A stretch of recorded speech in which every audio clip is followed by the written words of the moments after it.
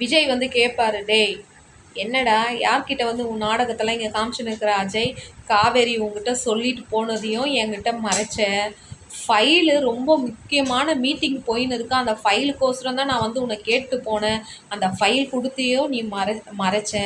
ரெண்டாவது வந்து நீ வந்து இங்கே ஒர்க் பண்ணுற காவேரி வந்து என்னோட ஒய்ஃபு, இங்கே ஒன் ஆஃப் சேர்மன் வேறு, அவங்கள கேள்வி கேட்குற உரிமைலாம் உனக்கு இல்லை, புரியுதா? ஃபஸ்ட்டு மற்றவங்க எதிர்க்க நீ வந்து அவங்கக்கிட்ட சவுண்டு போட்டுருக்குற, அந்த சவுண்டை நீ குறை.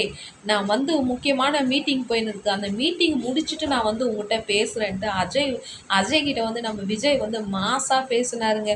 ஒரு பொண்டாட்டியை பிடிக்கலன்னு சொன்னாருங்க. இப்போ ஒரு பொண்டாட்டிக்கோசரம் உருகி உருகி லவ் பண்ணுறாரு. ஒருத்தவங்க கேள்வி கேட்டாங்கன்னு இறங்கி தாண்டவம் ஆடுறாரு பார்த்தீங்களா? அதுதாங்க விஜய்.